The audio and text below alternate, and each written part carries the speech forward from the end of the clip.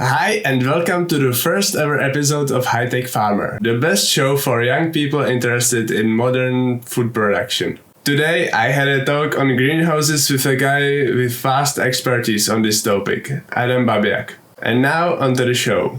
Hi, could you introduce yourself a bit more to the listeners so that they know from which perspective you come? Okay, hello, my name is Adam. I'm owner of a small greenhouse builder company in Central Europe, Czech Republic and Slovakia. And we are focusing for the building agriculture greenhouses for growing tomatoes and cucumbers and different kind of vegetables and flowers. And also we are trying to do some open field irrigations and installations. Okay, so this is the first episode ever, so I just want to explain some of the underlying concepts to the audience. And since you helped me write my pre-scientific paper on this topic, I've prepared a few questions. So why would even someone want to grow plants indoors? This is the right question. This is the climate changes and unexpected weather. Because if you are growing something inside, in the greenhouse or indoor farm, you can control your climate conditions and you can control also your crop. That means this is really important type of the growing for growers in the future. You are not limited, we can say, of nothing, because you can control the temperature, you can control the humidity, you can control the right amount of the fertilizers. That means really it's high level of growing of vegetables. Yeah, so you can basically just create the perfect conditions for the particular crop you want to grow. Yes. And could you go briefly on the concept of hydroponics? What is it and... It's very easy. Hydroponic growing is the type of the growing in the specific, let's say, substrate or specific medium. The most common is mineral wool. We can talk also about coconut peat, and hydroponic. It means that you are supplying to the plants all necessary nutrients. Because they don't have chance to take the nutrients from the growing media. If we will compare with the growing with the soil, the plants they have chance to take the nutrients from the ground, iron, phosphor, or urea. But in the hydroponic, you have to supply 100% of the nutrients to the medium. Okay. So, next question is on your company. So, what does HTT do, and what does this abbreviation even stand for? Okay, HTT it's a shortcut of horticulture trading company. Because the horticulture it means all business around the greenhouses. And it's a very young company, and on the beginning we focus for services and some small repairs, but immediately in the first year we get a chance to build our first own project, 2.5 hectare greenhouse for tomatoes. And then it start very fast because people like our projects, and we get the opportunity to do some another beautiful projects like open field blueberries, also hydroponic growing of strawberries and raspberries in the soil tunnels. Also, we already did it some small trial indoor farm and a lot of open field irrigations. Last year we also did it beautiful orchard, 200 hectares with complete automatic filtration units. That's mean really this HTT now is doing all kind of irrigation systems and fertigation systems and greenhouses, soil tools in their farms.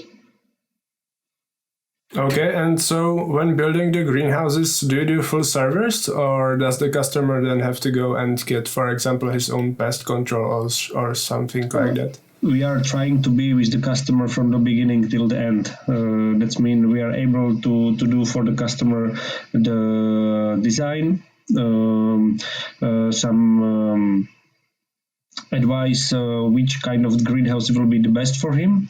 And then we can build for him like turnkey project from the beginning till the end. And for sure we are with the customer also after the installation of the project, because the services, I think this is the most important thing, that you are not disappear, but you are still with the customer.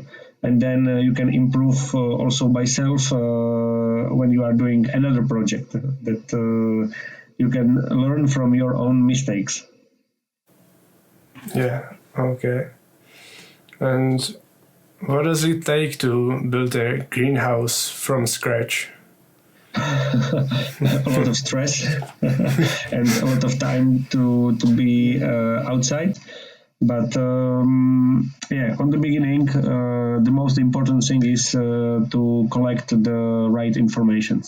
I think this is the most important thing, that you are with the customer on the side, and you are talking with the customer, you are listening him, his wishes, and you have to make this small, very important work completely on the beginning, that you will understand him and you will prepare for him the correct design and correct technology with the right price.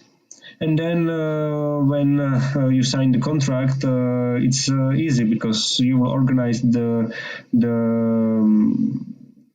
our business partners, which are doing special works like drilling the foundations or installation of the steel construction, glazing, and then it's coming our people which are doing the electricity, irrigation systems, and full automatization of the greenhouse. That means it's team sports, and we are trying to be a good team which is always winning.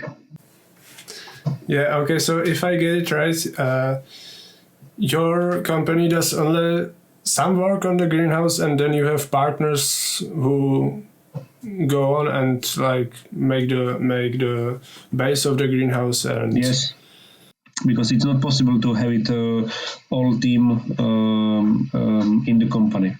It's very special works, and you need also some special machines for building the construction or glazing of greenhouse. Also for the making the heating system, you need a lot of welders.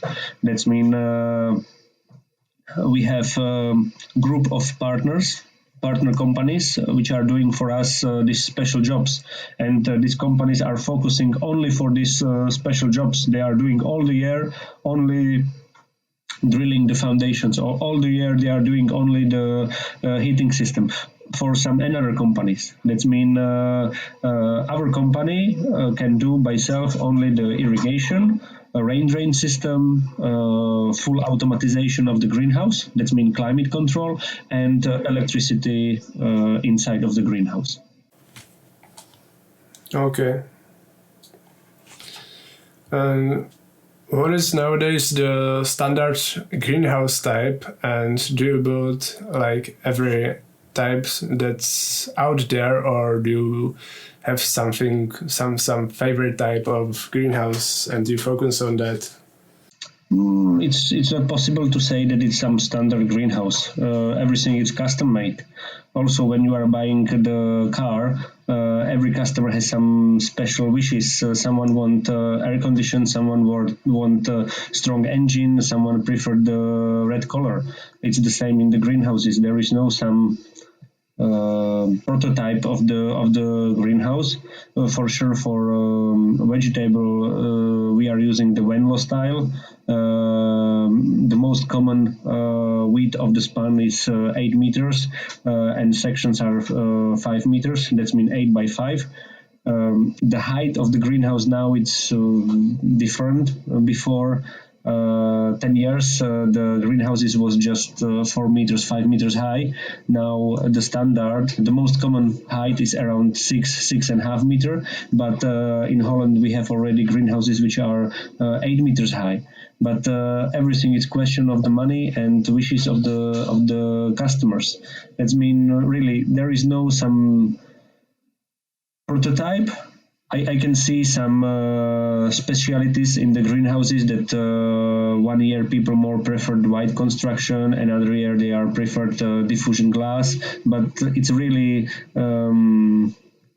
different in each country, and different in each customer. Okay. As you said that you also offered some services, I assume that you also advise your clients on something. So what topics can your company advise your clients on? We are mostly advising about the different technologies. We are not agronomists. That means we don't know to advise the customer how he should to grow the tomatoes or which pH or EC he should to have it in his fertigation unit. But we can advise the customer about technologies or some new technologies which are now on the market. That means mostly I'm advising to customer completely on the beginning when he's choosing which type of the, let's say, shading system he should to use, or which type of the growing lights he should to use, to LD or HPS, how many watts per square meter. Also in the heating system, which source of the heat for him will be the best. For example, now when we have high prices of the gas or a risk that maybe we will not get the gas, I recommend him to go for geothermal energy or to use some biomass boilers. That means this is our possibilities of advising to customers, mostly in the technologies. Yeah, okay. So do you have some favorite brands, maybe of shading or lighting that you use? in the shading system, I preferred Svensson. This is the Swedish company. I think this is the Mercedes on the market, and I think they have great products which are really good, and they have a long lifestyle. But it's not always possible to supply to the customers because they are pushing on the price.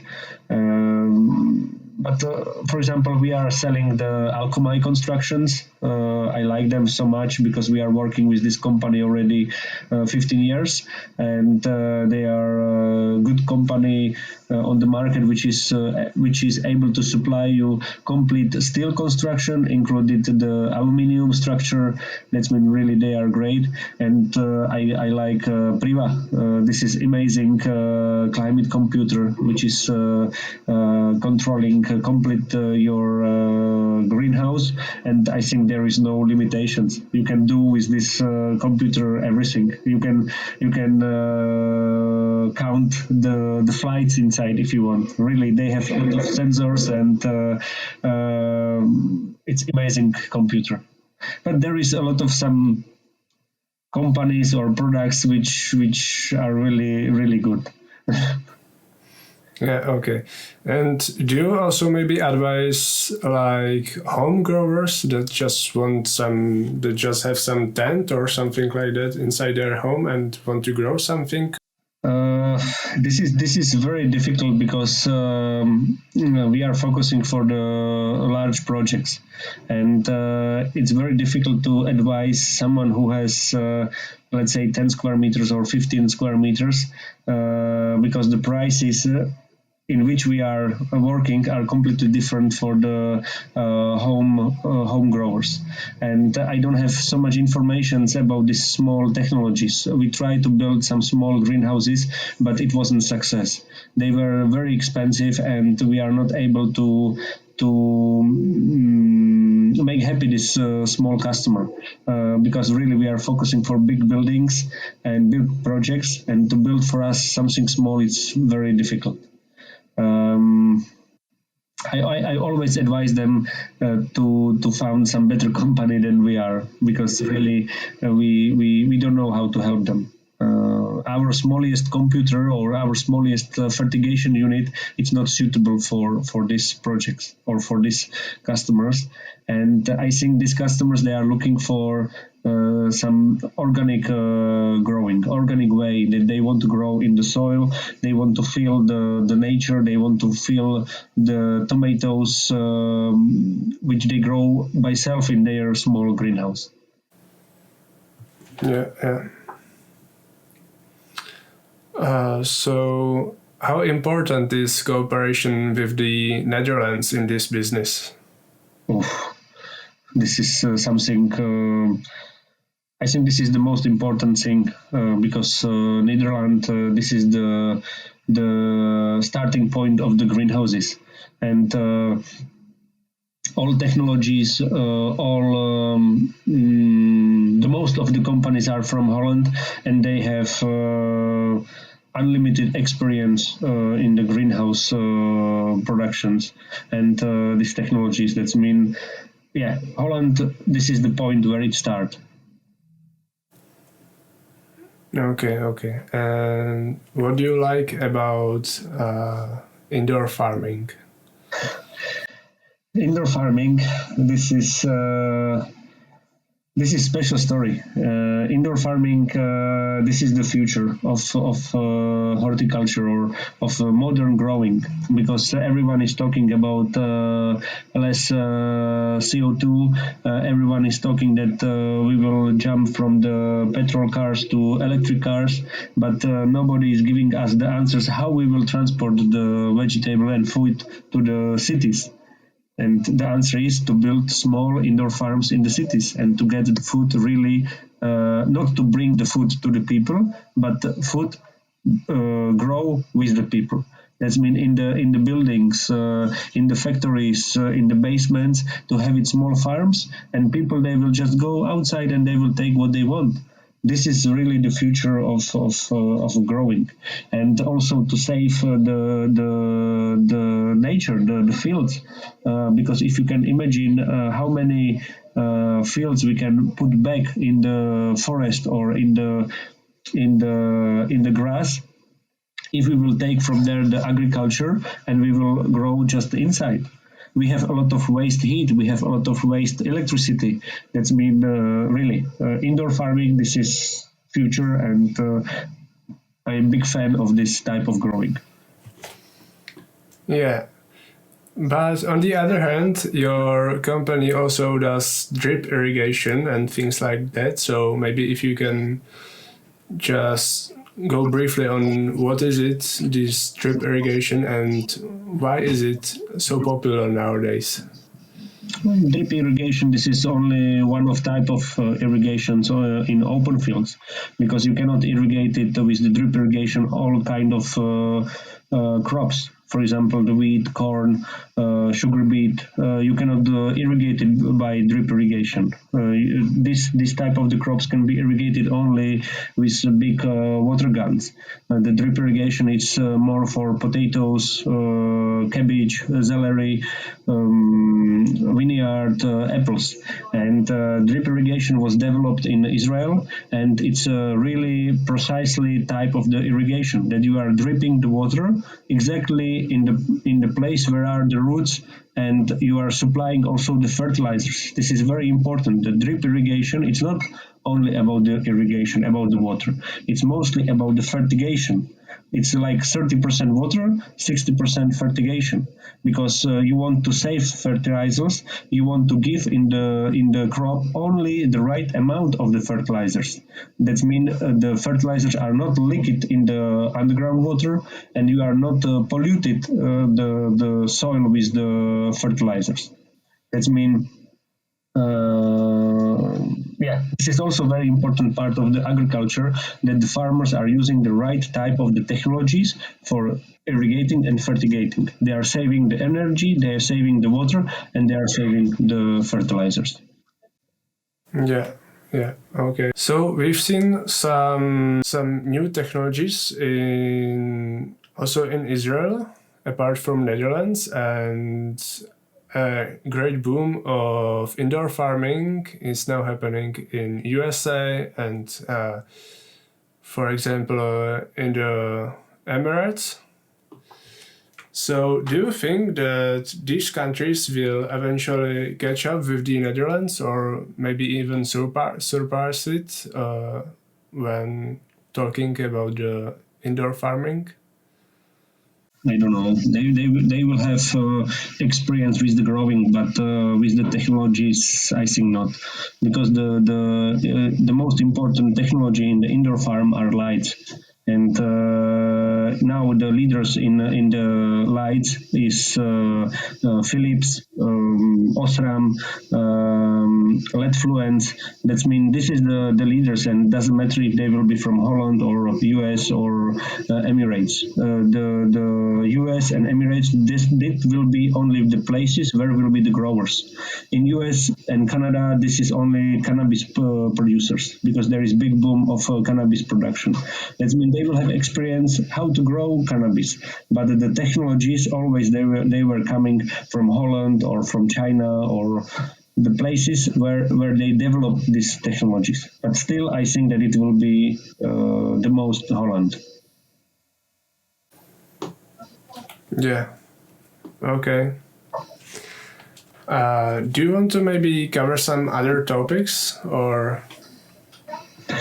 Look, I think it's also very important to talk about the indoor fish growing. This is everything connected together, and this is also one part of the new agriculture that some farmers they have combination of the farms. They have a greenhouse, they have some small indoor farm, and they have a fish farm. Maybe in the future there will be also some connections. I don't want to talk about aquaponics, because aquaponics in the high business it's not existing, because nobody in the world will allow to grow animals and vegetables together. There is completely different hygienic requests. That means always will be a separate farm for the fishes and separate farm for the vegetable. But it can be there some synergy that you can take the waste water from the fish farm, filtrate it, disinfect it, and use it in the vegetable farm. And you can take also from the fish farm, from biofilters, the CO2 for growing in the vegetable farm. That means there are some synergies, but from the vegetable farm you cannot take back nothing, because you have already in the water some fertilizers which can kill your fishes.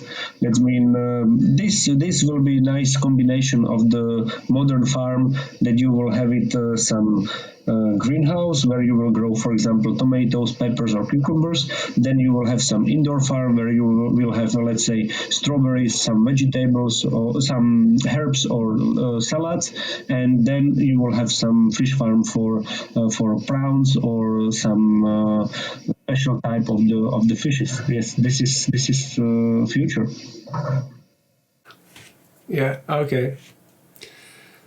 So I feel it's a good time to wrap it up now. I thank you very much for coming on the show, and I'm looking forward maybe someday in the future we'll meet here again. Okay, thank you very much. It was really nice, and I wish you good luck and a lot of interesting guests. Yeah, good luck. Thank you. Thank you. Bye. Bye bye.